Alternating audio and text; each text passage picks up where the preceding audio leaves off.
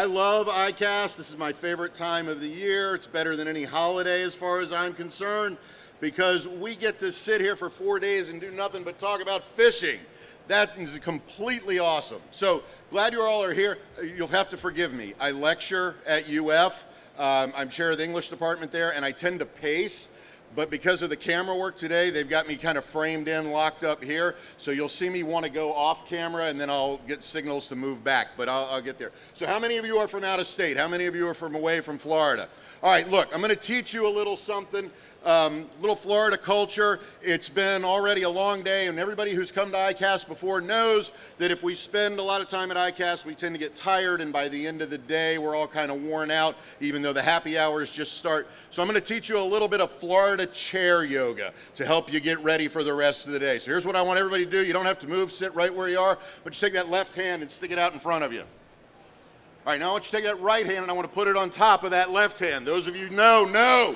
And thank you, I'm a USF alum, so forgive me. But all right, bring it up, raise them up, and now we go Gators! That's right. Welcome to Florida.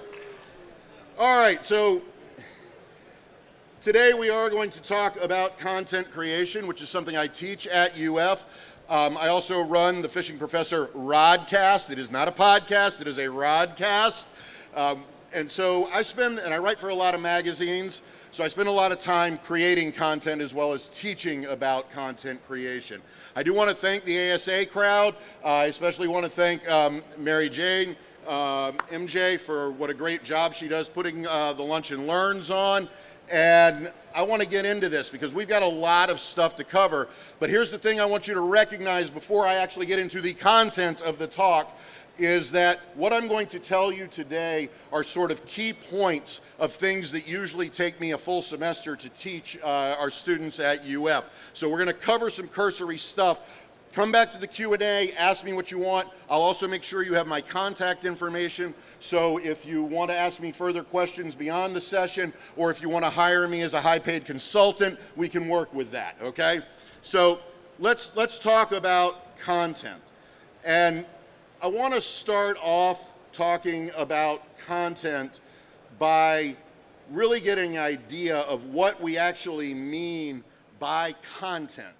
So I'm going to give you a hint. This is one of my pro tips. While we're talking about content creation, in terms of the amount of time that you spend on content creation, you really want to spend about 20% of your time making the content and about 80% of the time making sure that content is circulating.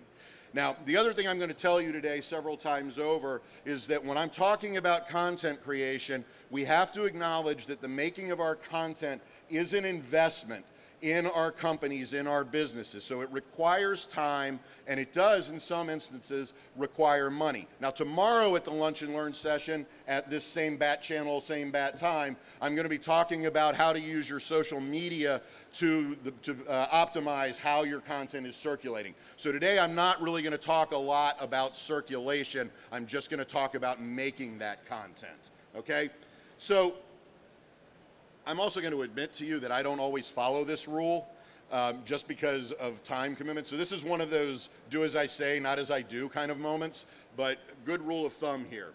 So I want to talk also today about front-loading your content. A lot of this becomes easy if you're building out long periods of content ahead of you so that you're never worrying about, oh crap, what do I have to post today? So you want to build a cache of content ahead of you so that you're spending more of your time actually circulating and getting your content moving rather than every day going, oh God, what should I write about? What should I post? Now, this is a primary issue when it comes particularly to social media content. So as an example that I use regularly, most podcasts that start peter out after 8 episodes because after 8 episodes, content producers are wondering, what do I do for tomorrow? Rather than, what should I be worried about 6 months ahead in the game? So for instance, when we set up the Rodcast, we decided before we would ever launch anything, we would have 6 full months of shows ready to go. So right now, I'm working, and we've got celebrity, Misty Wells from Take It Outside, who's been on the Rodcast. And she will be glad to tell you that when I did the podcast with her, it took like 3 months, 4 months before it ever actually shows up. So front load your content. If you're worried about what you're doing tomorrow, you've not thought through what you're doing in the overall program, okay?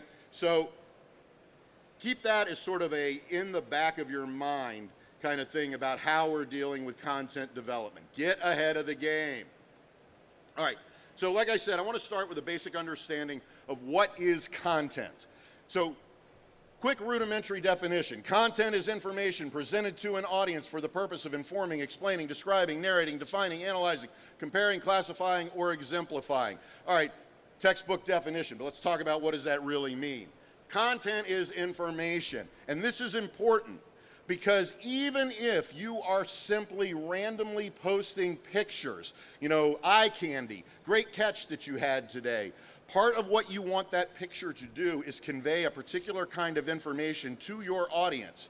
And in doing that, part of what we're doing is we have to have a purpose for posting that. We're not just posting stuff because, hey, it's cool to post stuff. Most of those kind of quick posts, a picture of me with a fish or a picture of a lure I saw here at ICAST today, we post those thinking, oh, this is going to be cool for my audience to see. But what we really want that to do is to make your audience connect that post back to you, to your brand, to what you're pitching. And so when you're setting out to design your content, part of your decision has to be, why am I posting this? And that's got to be beyond, this is a cool picture. Because if it's just a cool picture, how does that build your brand identity? And as we'll see, how does that build customer engagement? Okay, everybody follow so far? So content is information, but we need it to have a purpose. All right. And a lot of times that purpose is we want our audience to be informed, to explain something.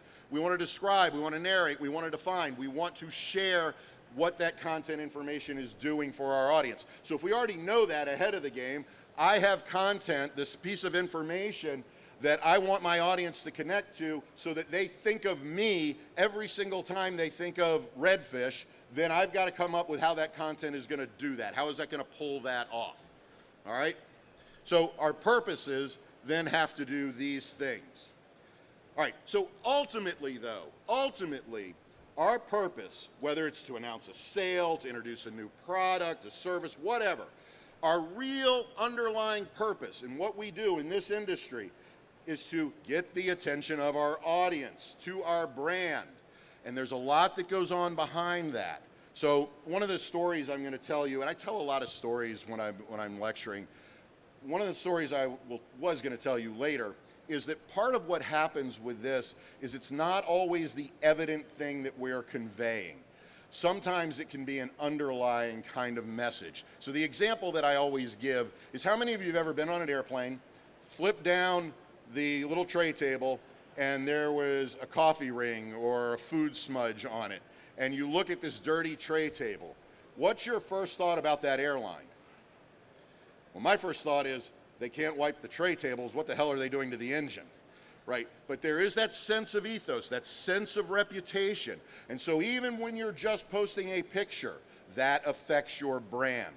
And so even though right now, and we'll talk more about this, there is an aesthetic of the just grab your cell phone, snap a picture, snap a video, and post it raw without any editing, without any consideration, what happens when that picture's blurry, or what happens when it's not the best version of the picture that you could be posting? Well, part of what you're doing is building an ethos of they're not paying attention to the content. So part of what I will recommend throughout today is a lot of attention to the editing, and I don't mean framing like a picture, but really thinking about how that content frames your brand, okay? Everybody with me? All right, so in addition to having a purpose, our content has to have a way to travel, a medium.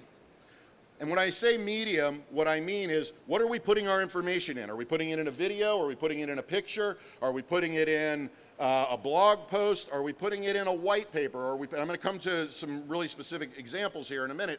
But what is it we are using to circulate our content? Now, Right now, the most familiar forms of content that we're seeing circulating, of course, are writing, images, audio, and video. And of course, video really is image plus audio. So we want to think about with what message, what content, what information we're trying to convey in our purpose, which one of these things does that best, right? It may be that I caught a really great fish yesterday over in Mosquito Lagoon, okay? I got a 40-inch snook yesterday. I didn't. Mosquito Lagoon's a whole nother issue. We're not going to talk about that today.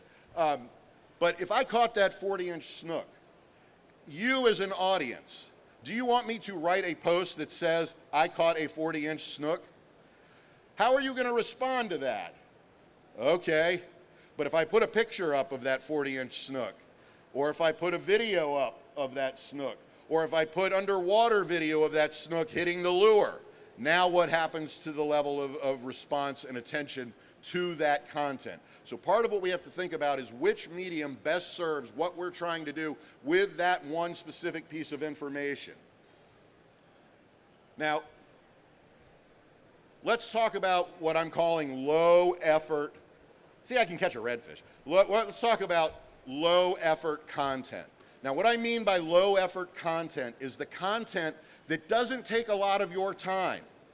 The stuff that you can do quick and easy, like a picture while you're on the water that you can post through your social media that says, hey, my brand, I'm out here, I'm fishing right now, right? Low effort content. The pics that you post.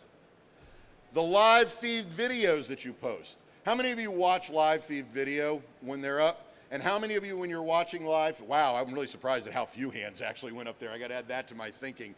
But how many of you, when you're watching live feed video, or even just a posted streaming video, 9 times out of 10 when I'm watching, and I would see how many of you are, I sit there and I think, okay, can we get to the actual action part? Can we get to the moment? I don't need you to take 35 casts with that rod before I get to the thing where the title says 40-inch snook, right? And I'm scrolling through, trying to find it.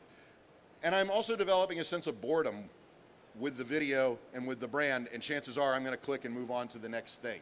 So we want to think about also what we're doing with live feed video and also with streaming video. And I'm going to come back both with images and video in a minute and talk about some pragmatics for how you make and where you get some of this kind of low effort content. The other thing is also shared content.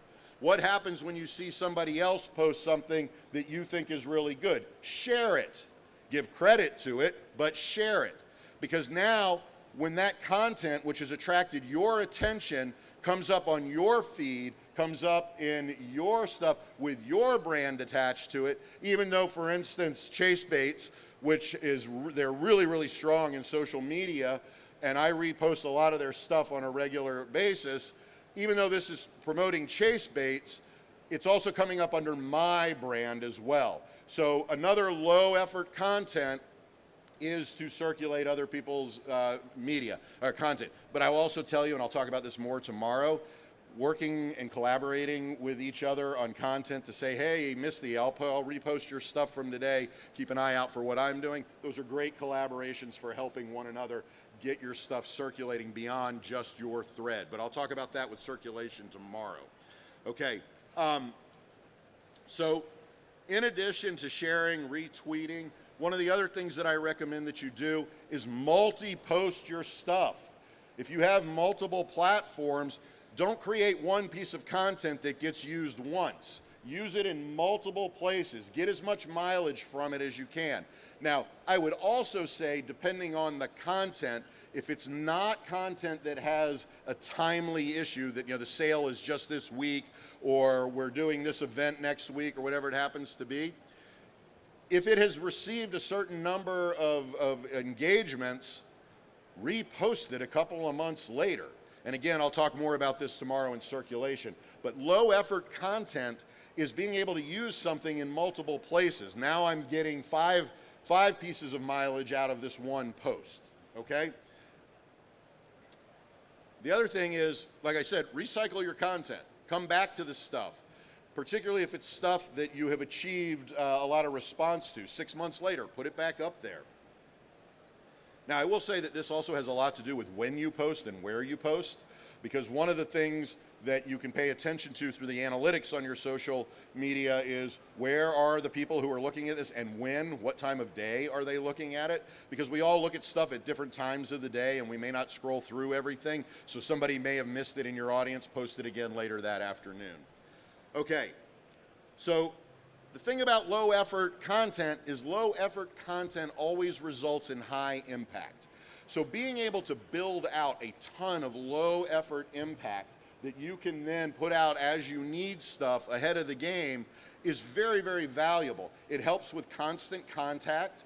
It also helps you really sort of streamline what is the content, what are the informations, how do I want my brand to appear on social media. We've all seen those social media kind of companies, organizations that on one day they're posting about an event going on somewhere in Minnesota, and then the next day they're posting a picture of a summer flounder in New Jersey, and we're just trying to figure out where is this company, what are they doing? So there is that notion of impact as well. So let's talk about high effort content. Now, high effort content is the stuff that takes work, lots more work than this low impact. Here I'm talking about articles, blog posts, brochures, crowdsourced content, customer content, data visualizations, edited videos, employee content, and you can read. So all of these kinds of things are the kinds of things that take more effort on your behalf. Now, part of working with high impact content is that in addition to the time investment, you also have to figure out what of these kinds of media are going to best serve my audience. So for instance, working in the industry and working in the university, I frequently have to write white papers, or I have to, because I write for magazines, I regularly write articles. But if I spend that much time doing the research for a white paper or an article, a white paper may be very valuable for me to another company, an internal kind of document, or an article may be valuable to a magazine. But in my general sort of approach, an article does me no good as a social media post, right? I'm not going to go to my Instagram and post a white paper, just this really long, stretch out. So part of what we have to think about with our high effort content is why do we need them, what are we going to use them for, and where should they go? So a lot of the analysis that we end up doing is asking ourselves, am I gaining enough from high impact content, the stuff that's taking me time, to get my brand moving in the right directions? So a lot of that has to do with thinking about, in this scenario, my purpose is to do X. How am I going to do that with this medium? Does that serve my purpose and get this information across? And a lot of it is thinking through, is this a high impact document or is this going to be a low impact document that I can work through? Okay, so I mentioned also crowdsourced content and user-generated content. This can be a very valuable thing, and I'm going to give you an example. But this is something that requires time and concentration. And the example that I'm going to give you is I have a buddy, he's in the automotive industry, and he had a minimally successful blog, but he took that blog and he recreated the platform to be open discussion among the followers of the blog. And all of a sudden, he went from a couple of thousand users to 200,000 users. And then he took that exact platform and said, well, if we can do this in the automotive industry, let's just lift that platform and put it into the motorcycle industry, and did racing motorcycles. And sure enough, it just skyrocketed. So what he told me was, after I created this place for crowdsourced information, I no longer had to post anything. Let the crowd, put stuff in. So one of the things that and I'll talk about this over and over again, is that I fully believe that all of us never make use of our networks to our fullest extent. And so a lot of times crowdsourcing or going to people we know to look for content can always help us think through where that content is coming from. So that's high impact content. So thinking about what we've said about content generally and about the kinds of time you need to invest in content, let's talk about how we're going to make content, the real pragmatic, how do we make content? So I am going to say that today I want to adopt Vanilla Ice as our patron saint of content making, because we got to stop, collaborate, and listen. I'm not going to do it. I thought about doing it, but I don't want to embarrass myself that bad. So, because we need to collaborate and listen in our content making.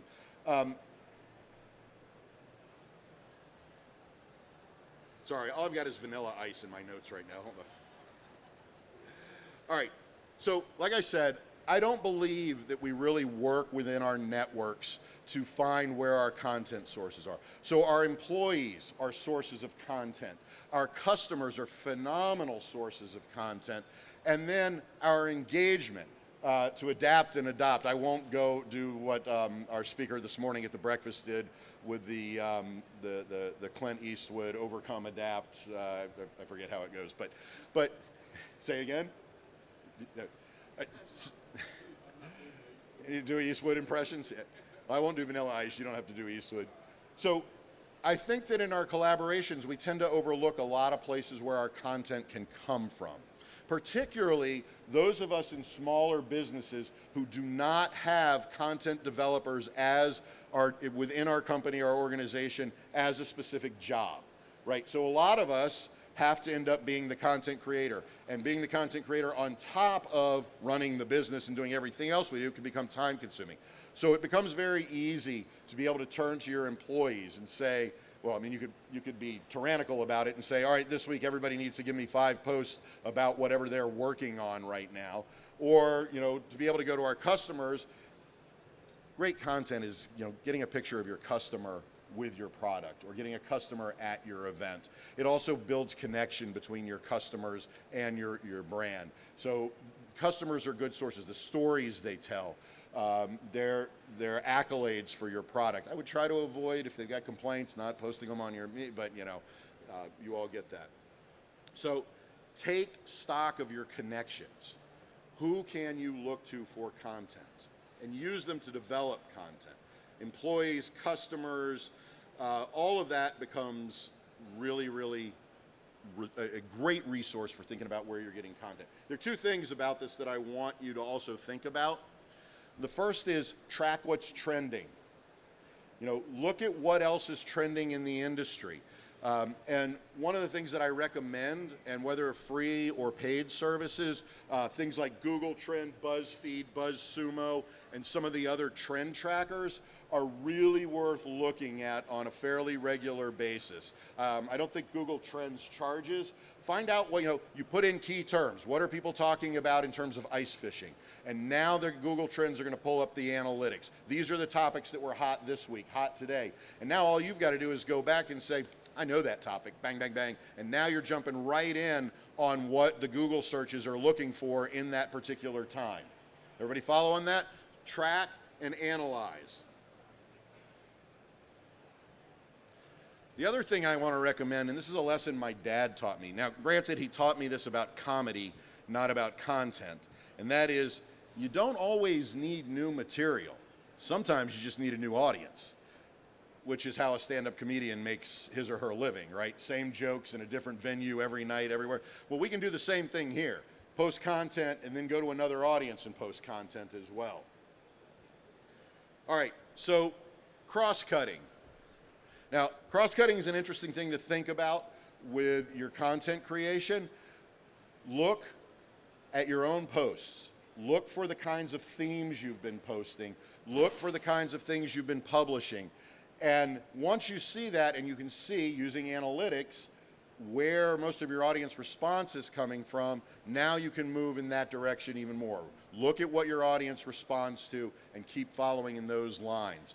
So along that line, I am a big fan of SpinOff content. And what I mean by SpinOff content is that every time you generate content about something, in your own thinking, that content ought to be opening up questions about other content. So in this lousily drawn example that I've put up here, if we start off by talking about a product release of a new spinning reel and we're creating content around that, That then lets me open up the doors to all of these other possibilities for other content: gear ratio, drag systems, line capacity, rod pairings. And then with each of these, you can branch out. So here I've got line capacity. What are the recommended line capacities, recommended leaders for this reel? What knots do you prefer for the line that you're recommending? What kind of tackle works best with this reel and this line? So always let all of your content lead to what should be my next content, okay? So one of the things I teach all of my students, one of the first things I teach in any class I teach, whatever you're doing, whatever content you're making, the first question you should always ask yourself is, so what? And I don't mean like spinning reels, so what? I mean, okay, I posted about spinning reels, so what does that lead me to? So what does this mean? So what can I do with this? All of those peripheral questions. Every time you create content, it should be leading to more content. And when you combine that with doing the analytics of how your audience is responding, you're going to start to see some pretty evident avenues for where your content should be going.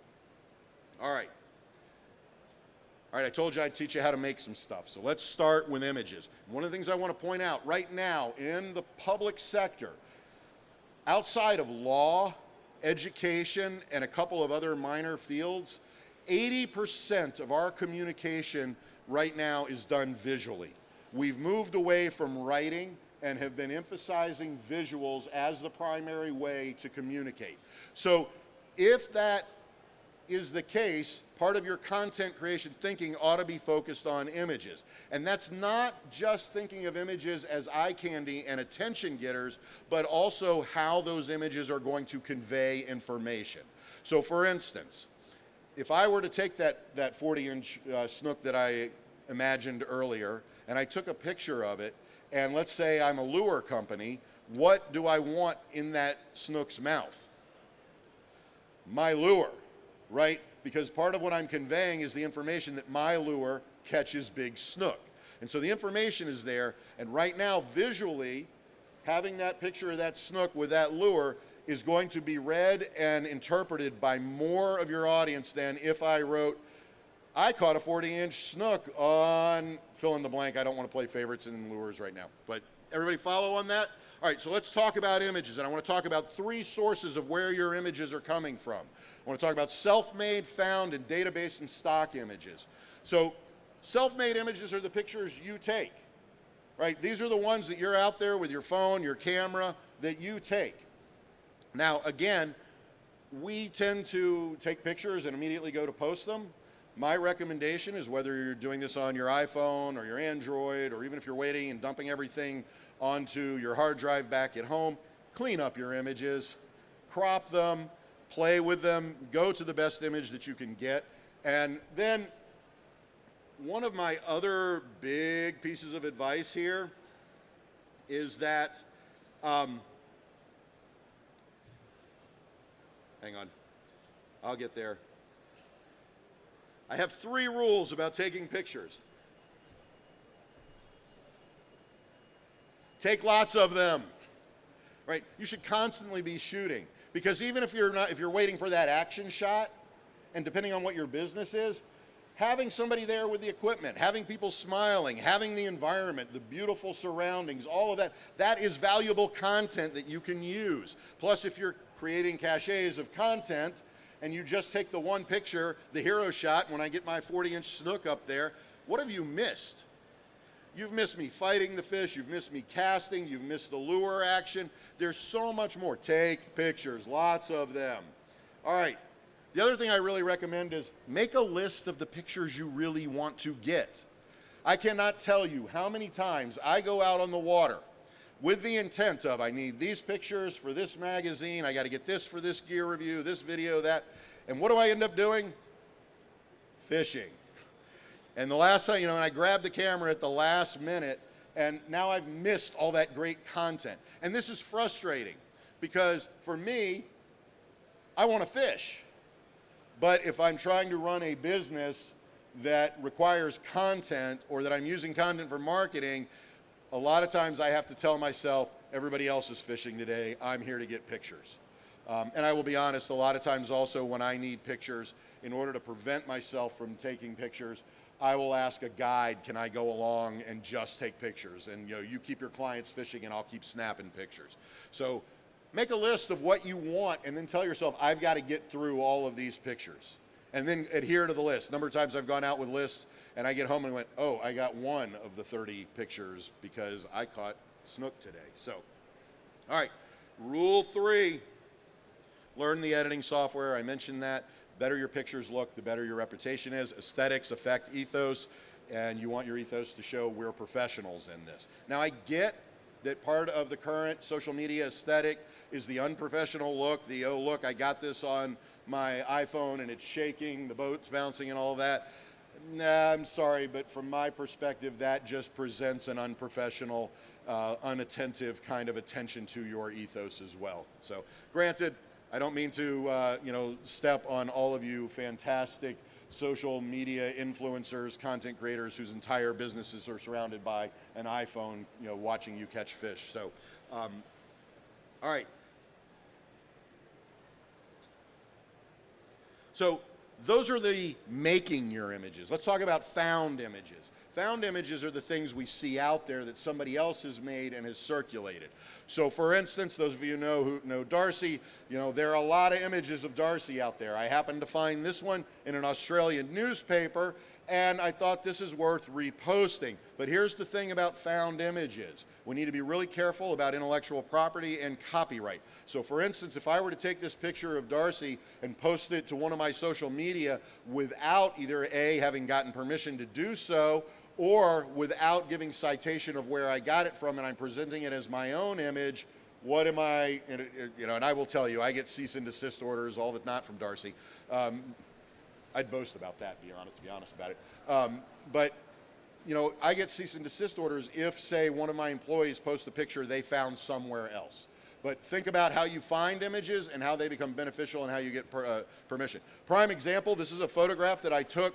It was published in an article I did in Saltwater Sportsman, and after it was published in Saltwater Sportsman, it went into the Saltwater Sportsman webpage, and the article appeared there. And after it went on the web, just by luck, I happened to find Real Pursuits has published the same exact picture without any identification, claiming it as their own, a found picture. That's a violation of copyright law. Be alert to that. Because some of these companies, I literally have gotten letters that say, we saw that you've used our picture, here's a bill for $10,000. Yeah, English professor, and I don't have $10,000 to throw at a picture. So think about where your found images are coming from. All right, databases and stock images. Now look, we all get sick of that stock image aesthetic sometimes, but there are tons of fantastic stock images out there that are both free or that you can buy cheaply. In a presentation I've done before, there's this it's not this rod picture up in the upper right, but there's a Penn Senator picture that has been so overused. ASA has used it, Delta has used it, and it's one of those pictures you see pop up everywhere.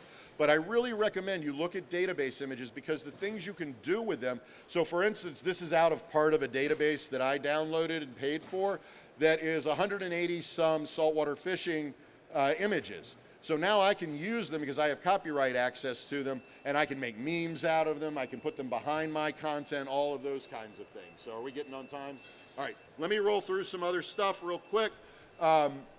Video, always be recording. My Batman rule here, right? Lego Batman, when he tells Alfred, did you get that on video? He goes, no, I told you, always be recording.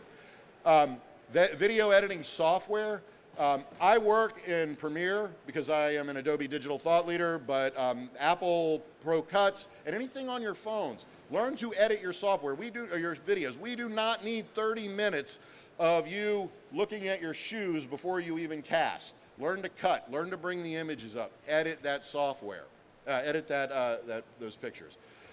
All right, templating. I want to get to one or two more things. We'll have time for questions, I promise. So, quick anecdote.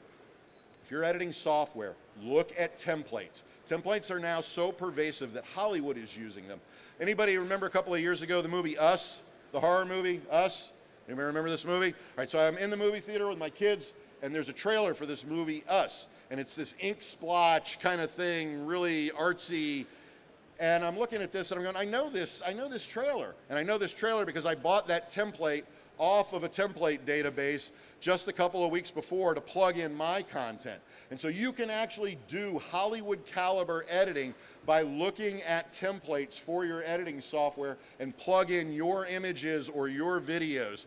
Those videos they've been showing, like this morning at the industry breakfast, you can buy templates for those and just plug in. The music's already there, the graphics are already there. So if you want really high-end caliber pro looking video, look for video templates. Okay, now, as we're getting toward the end of this, like I said, when it comes to photos, when it comes to video, and particularly when it comes to writing, the importance of editing and correctness. And of course, I am an English professor, so editing really is something that I pay attention to. So I want to give you one final example in the way that when we're writing, the way a colon in a sentence can make a big difference. So we're going to take an example here, and we're going to take this, I just ate my friend's lunch. Okay? Now what happens when we add a colon? I just ate my friend's colon. Totally different thing, right? So look at your editing. All right, thank you all very much. Like I said, this is my contact information. I've got cards over here on the table. We will take Q&A. I apologize that we had to go cursory today because, like I said, I just crammed a semester's worth of stuff. You all owe me tuition, but we'll work with it from there.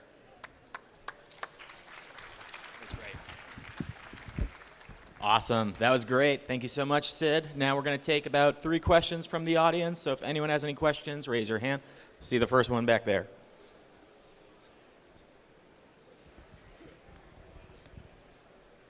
Do you, I hear a lot of back and forth on consistency as far as if you're going to post 2 to 3 times a week, you have to stick to 2 to 3 or going 2-3 times a day. Is that something that you find that's important? Yeah, so I would actually talk about it a little bit different. If you're taking gaps in your posts, your audience is going to drop off. We can look at the statistics for that. And regaining your audience is really tough. So once you've got that established plateau, you want to stay that. So dropping, being inconsistent can cause you to lose audience. So yes, I mean, I say if you're going to do it, and as I'll talk about tomorrow, the way I recommend that you avoid inconsistency, automate. Cache it, build up a whole bunch of content, plug it into something like Hootsuite or your Facebook calendar or whatever, and let it automatically so that you don't have to Tuesday at 3 o'clock go, oh crap, it's Tuesday at 3 o'clock, I got to post. You've spent a couple of hours, front-loaded it, now you've got months where it's doing it on its own. Any more questions? Hey, and by the way, we've been sitting here for a half an hour, 45 minutes, and not one of you has picked up your phone and posted about this great event. I'm giving you content here, people. Take pictures and post. Well, first of all, I want to thank you. The talk's been very educational. I've enjoyed it a lot. In terms of aspect for video quality, especially for social media, where is the trade-off between it being too high resolution and kind of being thrown down in the queue and being at a high enough quality? What do you recommend? So my first recommendation, everybody heard the question about quality for social media circulation? My first recommendation is always go to your platform's recommendation page, because when they're recommending video size, whether it's HD at 1080, 780, or whatever it happens to be, part of what they're anticipating is how it's going to stream on their platform. So what I always recommend is look at that, and if you only want to make the video once, split the difference. Right now, if you're posting in 1080, you're going to hit every platform. But if you're suddenly going to 5K and the impact, the anticipated 6K, some places aren't going to be able to handle that. You also have to keep in mind, though you have no control over it, the bandwidth of your viewer is going to affect what they're seeing too. That's why, particularly on YouTube, down there where the little settings thing is, click that and look at what, am I watching this at 720 or 1080 or whatever it happens to be. But my recommendation is always look at the recommendations of the platform. And we got time for one more question. Right there.